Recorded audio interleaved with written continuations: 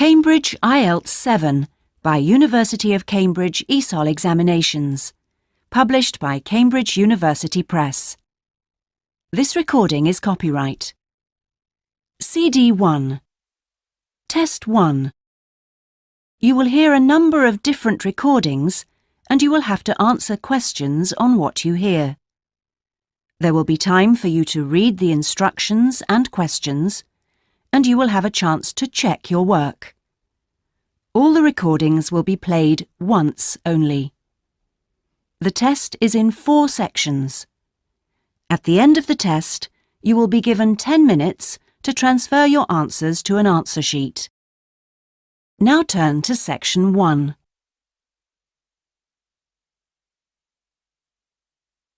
Section 1. You will hear a telephone conversation between a passenger and an official at the Land Transport Information Service at Toronto Airport. First, you have some time to look at questions 1 to 5.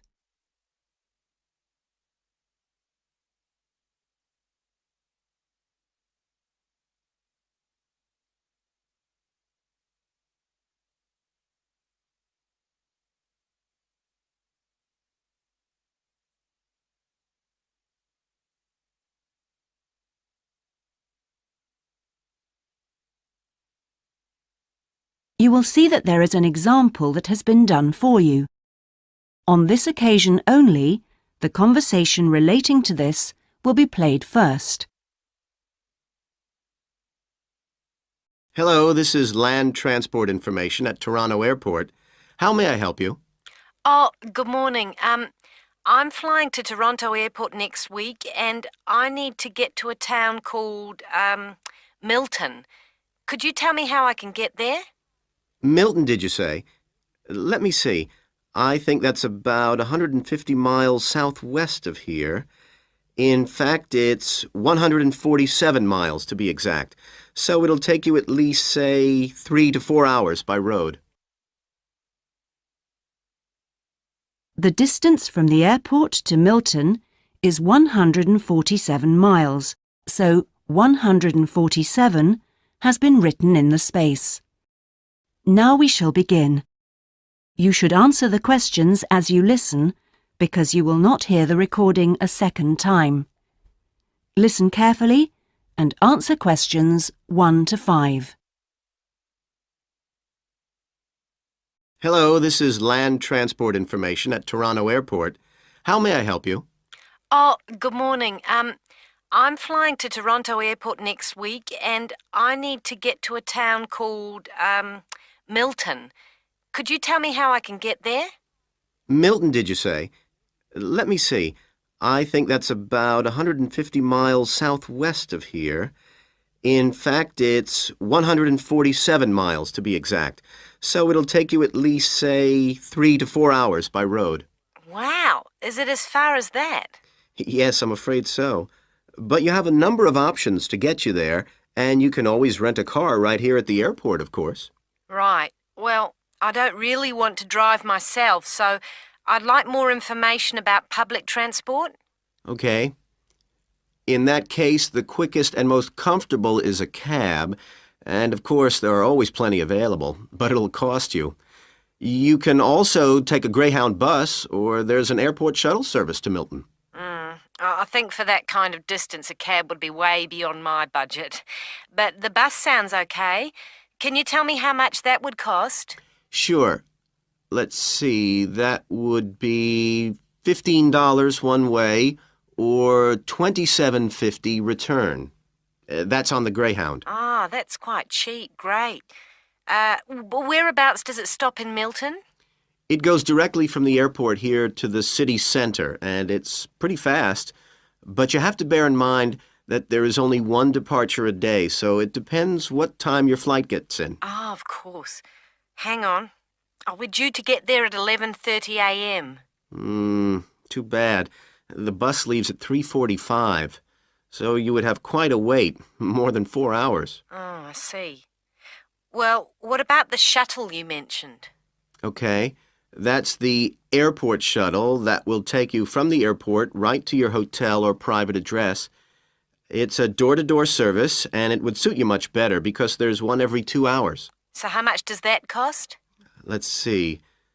Yeah, that's $35 one way, $65 return. So I guess it's a bit more expensive than the Greyhound. Oh, that doesn't sound too bad, especially if it'll take me straight to the hotel. But you do need to reserve a seat. Okay. Is it possible to make a booking right now, through you? Sure. Before you hear the rest of the conversation, you have some time to look at questions 6 to 10.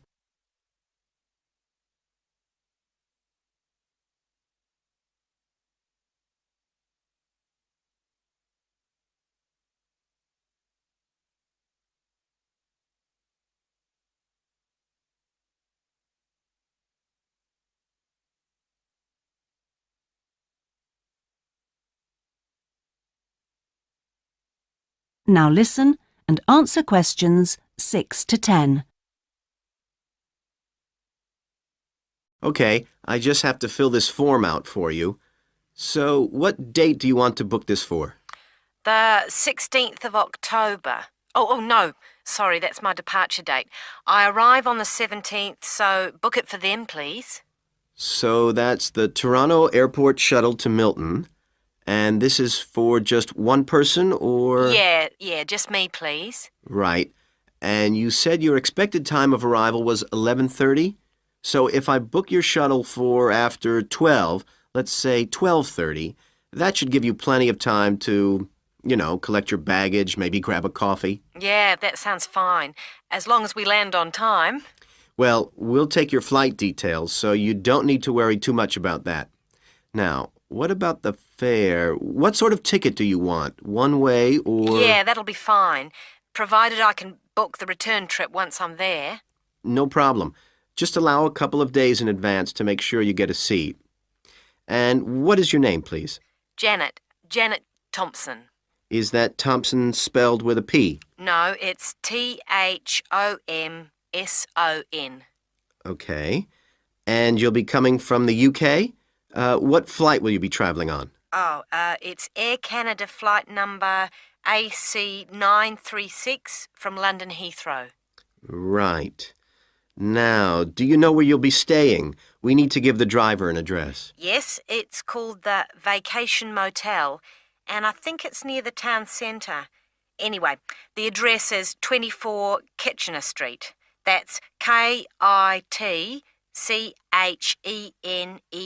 Street. That's fine. Right, so that's $35 to pay, please. Have you got your credit card number there? Yes, it's a Visa card, and the number is 3303 8450 2045 6837. Okay. Well, that seems to be everything. Have a good trip, and we'll see you in Toronto next week. Yes, bye. Oh, thanks for your help. That is the end of section 1. You now have half a minute to check your answers.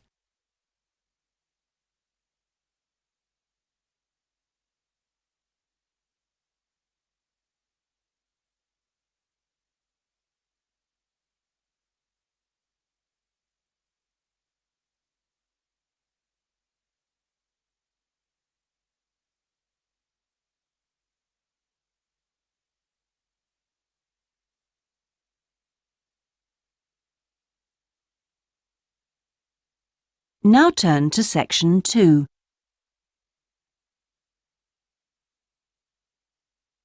Section 2. You will hear a representative from a holiday company called PS Camping giving a talk about the holidays the company organises. First, you have some time to look at questions 11 to 16.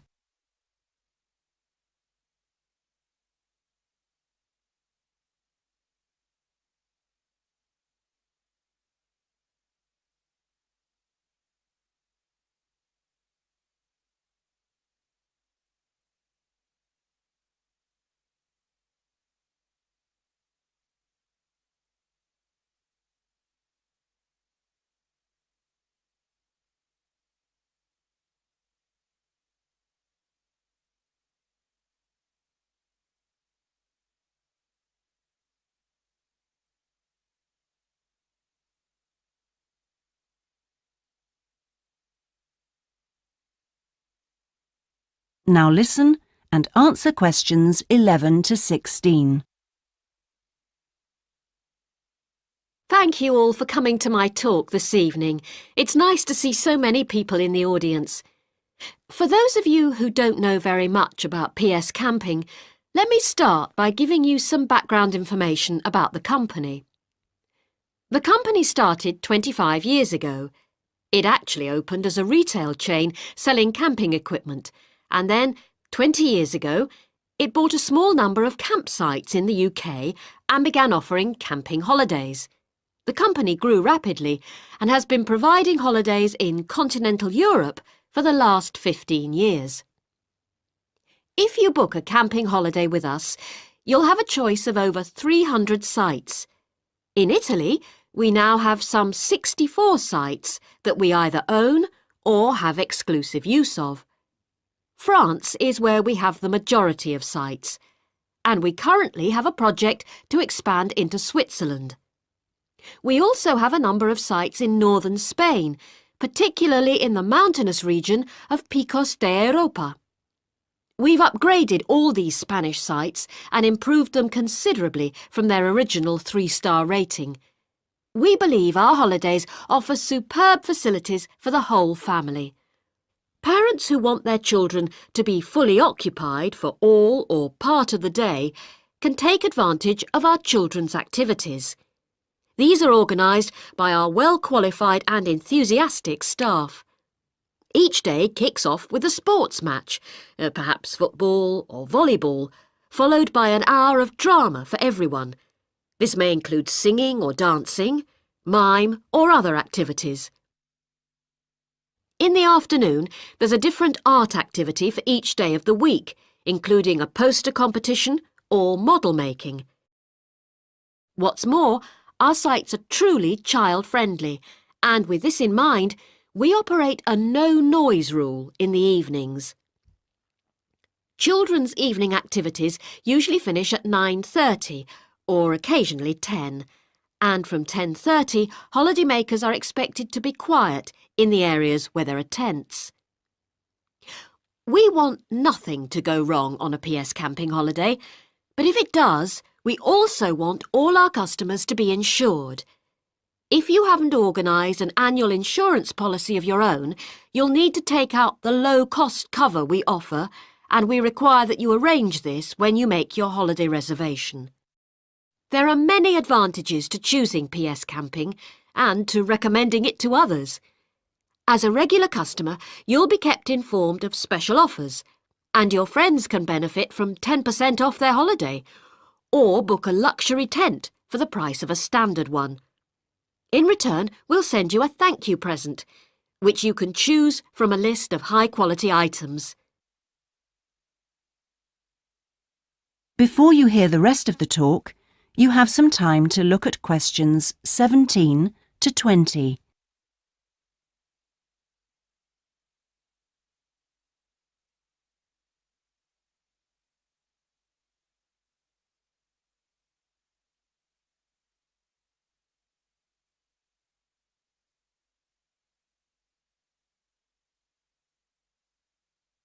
Now listen and answer questions 17 to 20.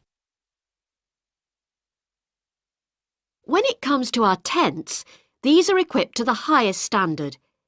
We really do think of every essential detail, from an oven and cooking rings fuelled by bottled gas to mirrors in the bedroom areas. If you don't want to cook indoors, you can borrow a barbecue if you ask in advance for one to be made available. And there's even a picnic blanket to sit on outside your tent. Inside, a box of games and toys can be found, and children's tents can be hired if required. All tents have a fridge, and if you want to spend the day on the beach, for example, ask for a specially designed PS Camping cool box, which will keep your food and drinks chilled. There are excellent washing facilities at all our sites, with washing machines and clothes lines in the central areas, along with mops and buckets in case your tent needs cleaning during your stay. All sites have a cafe and/or a shop for those who'd rather eat in than dine at a local restaurant. That is the end of section 2. You now have half a minute to check your answers.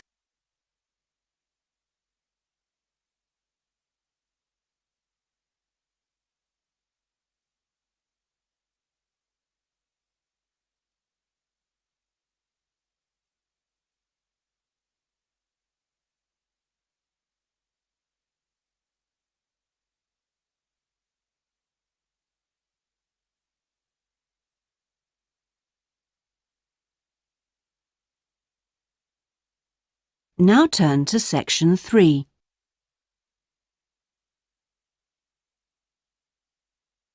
Section 3.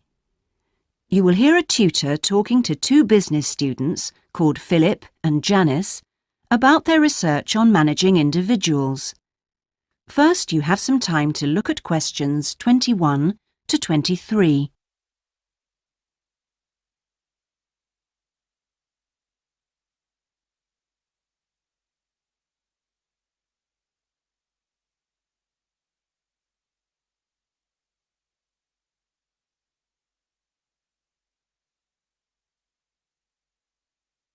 Now listen carefully and answer questions 21 to 23.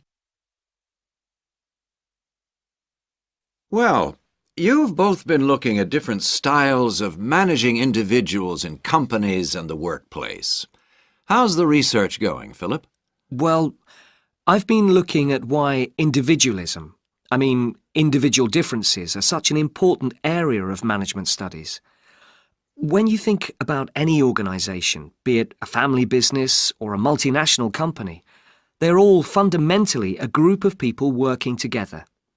But it's what these individuals contribute to their places of work that makes you realise how important they are.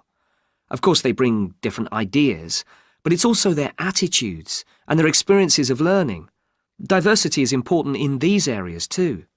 So why do people behave so differently from one another at work? There are lots of reasons, but research has shown that a lot of it comes down to personality. And the other factor is gender. It's a well-known fact that men and women do lots of things in different ways, and the workplace is no different. Did you look at the effects of this variation on companies? Yes, I did. On the positive side, exposure to such diversity helps encourage creativity, which is generally an asset to a company. But unfortunately, individual differences are also the root of conflict between staff, and they can lead to difficulties for management, which can sometimes be serious. Before you hear the rest of the conversation, you have some time to look at questions 24 to 30.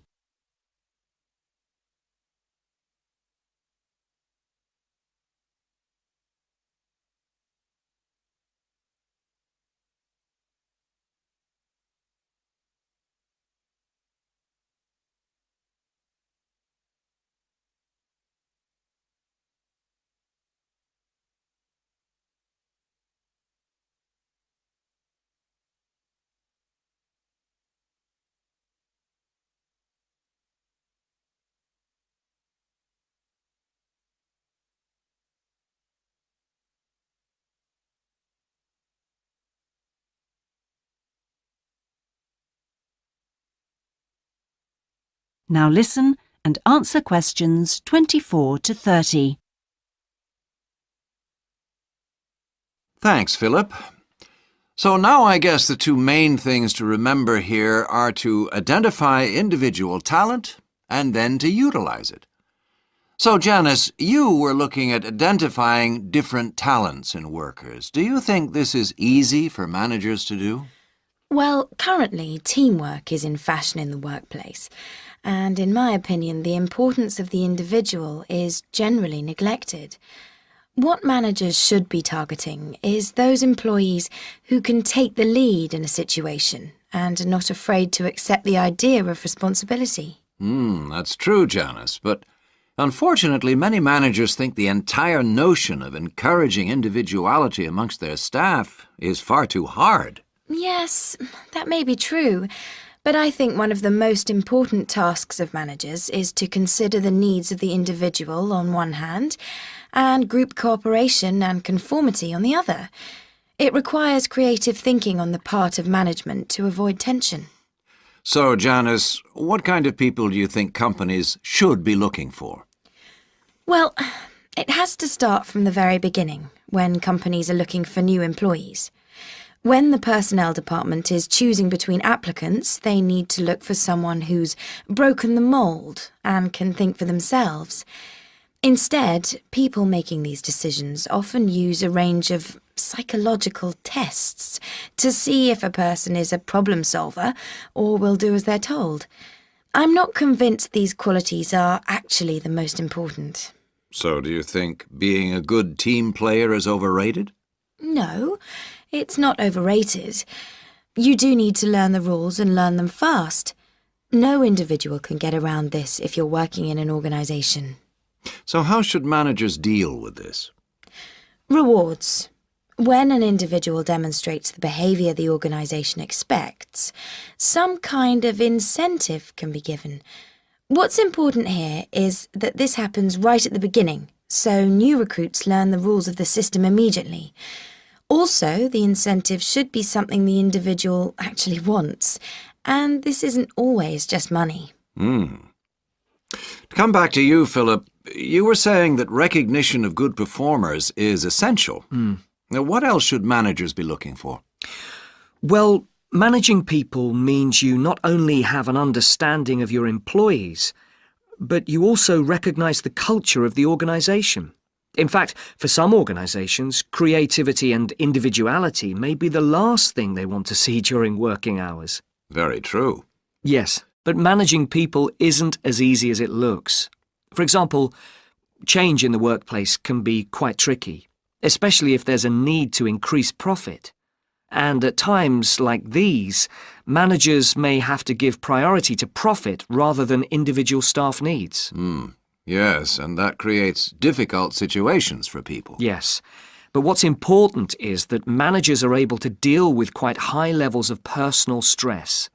During times of change, they should be thinking not only about the strain on their staff, but take time out to think of themselves. Absolutely. So, what are the implications of that? That is the end of section 3. You now have half a minute to check your answers.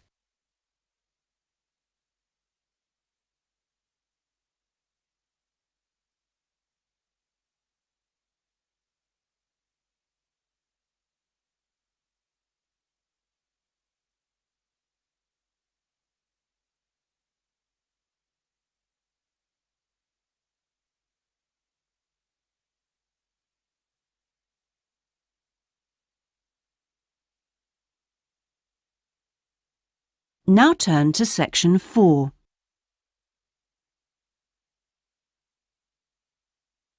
Section 4. You will hear part of a lecture about cave paintings and other types of rock art.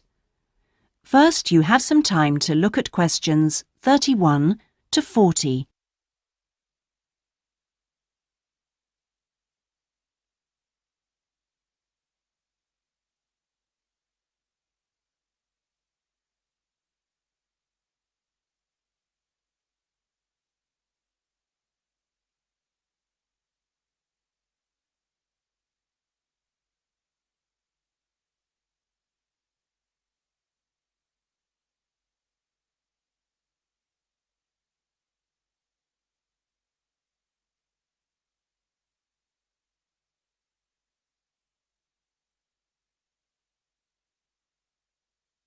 Now listen carefully and answer questions 31 to 40.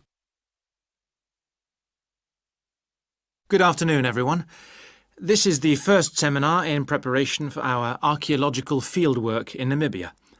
We are fantastically lucky to have received partial research funding for this trip from our institute, so I shall expect 200% attention and participation from you all. First, in this seminar, I'm going to give a brief introduction to contemporary research on rock art. And in the second part, I'm going to give you some do's and don'ts for our fieldwork trip in April. So please listen very carefully. I'm first going to focus on the interpretation of rock art in Namibia. We are very fortunate to be going to an area where you can find some of the most important sites in the entire world. And I hope to show you how easy it is for everyone to make mistakes in looking at cultures which are different from our own, the first and most important lesson we have to learn. In Namibia, there are both paintings and engravings. That's where the surface of the rock is cut out. Many of the engravings show footprints of animals, and most scholars used to think that the purpose of these was simple and obvious. This rock art was like a school book with pictures to teach children about tracks, which track belonged to which animal, giraffe, lion, and so on. But there were some mysteries. First, when you look at a typical Namibian painting or engraving, you see the tracks are repeated. There are dozens of tracks for the same animal. Well, you'd expect just one clear illustration if the the aim was to teach tracking. Now, there were two more problems. Why are some of the engravings of animals very accurate, as you'd expect, all clearly identifiable, and others quite unrealistic? And another mystery. Some of these unrealistic animals, that's in the engravings, seem to be half human. Some, for example, have got human faces. Many researchers now think that these were pictures the wise men engraved of themselves. They believed they could use magic to control the animals they had drawn, so the hunters could then catch them for food. This shows you some of the dangers of coming from one culture to another, as we'll be doing, without understanding it fully. Scholars imagined that children looked at rock art pictures to learn to track, just because they themselves had learnt skills from pictures. Many researchers now believe that rock art had a much more complex purpose, and we'll talk more about it next week.